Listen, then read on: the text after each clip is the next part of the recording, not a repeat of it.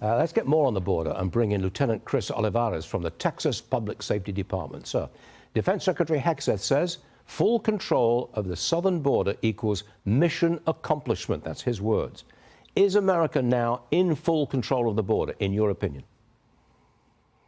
Well, Stuart, we have gotten the numbers, a lot lower than what they were before from the prior administration. I can tell you for a fact, in the last couple of days, illegal border crossings between the ports of entry have been below 500, which we have not experienced in years. Now, I think in order to gain full operational control, we have to get that number down to zero, where we don't have any illegal border crossings. Also, stop the flow of illegal drugs, such as fentanyl, crossing the border between the ports of entry, and actually go after the cartels and focus on more criminals. I think once we're able to reach that and accomplish that, then we can say 100% that mission is accomplished. Okay, Lieutenant, a Mexican border city was rocked by gunfire earlier this week after the arrest of an alleged cartel member locally.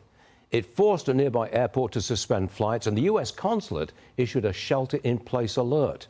Do we know if it was the Mexican military involved in this shootout, or was it a shootout between cartel members?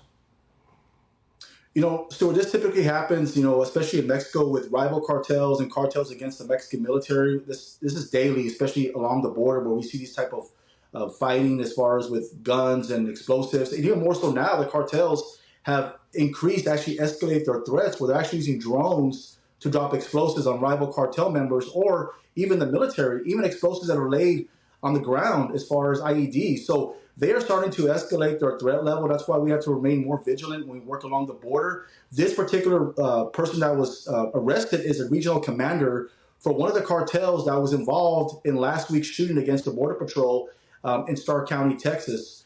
This is a very violent cartel as well. They control most of the area as far as human smuggling, drug smuggling. And these are the type of threats that we see along the border when we talk about the cartels. And that's why it's so important now having a Secretary of Defense to actually take the fight to the cartels and use the full authority of the federal government to go after the cartels. You getting on top of this?